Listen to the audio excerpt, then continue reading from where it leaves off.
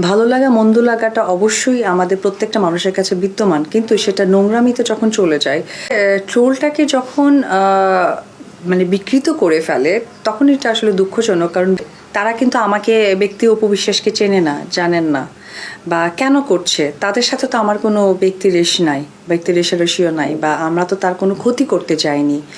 যে অপবিশ্বাসকে নিয়ে আমরা যে ট্রোল করি, আসলে উনিও তো বেলা শেষে একজন মেয়ে মানুষ, একজন মা, বা তার সাথে আসলেই মানে জাস্টিস বা ইনজাস্টিস হয়েছে কিনা, এটা আমার তাদের কাছে প্রশ্ন। তবে ট্রোল নিয়ে আমি কখনোই বিব্রত হই না, বা এটা নিয়ে আমার মাথা ব্যথাও নেই।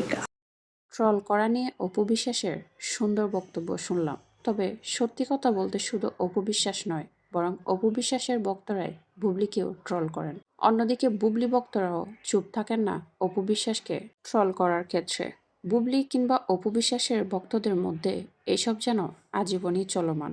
তাই অপু বিশ্বাস শুধু নিজেকে নিয়ে ট্রল করা বা ট্রল হওয়া নিয়ে কথা বললে হয়তো ভুল হবে, কারণ অপু বিশ্বাসের অ্যাডমিন কিংবা ভক্তরাও বুবলিকে প্রচুর পরিমাণে ট্রল করেন, যা কিনা অনেক সময় মাত্রা ছাড়িয়ে যায়।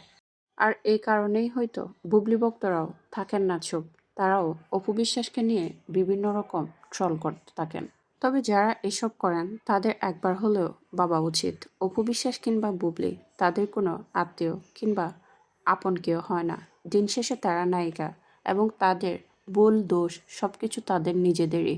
কাউকে আপনার পছন্দ কিংবা অপছন্দ নাই হতে পারে, কিন্তু ব্যক্তিগতভাবে তাকে এভাবে বিব্রতকর অবস্থায় ফেলা কিংবা অপমানজনক কথা বলা কোনোভাবেই শোভনীয় নয়। অপু বিশ্বাস কিংবা বুবলি ভক্তদের এই ব্যাপারে আর একটু সংযত হওয়া দরকার, কারণ অপু বিশ্বাস কিংবা বুবলি কেউই কিন্তু আমাদের আপন নয়। তার চেয়ে বড় কথা হচ্ছে, আপনি যার ভক্ত সে কিন্তু দোষ গুণ সব কিছু মিলিয়েই মানুষ। সে নায়িকা মানে এই নয় যে তার দোষ কিংবা ভুল থাকতে পারে না। মানুষ মাত্রই ভুল, এই কথাটা অবশ্যই মনে রাখতে হবে সকলকে।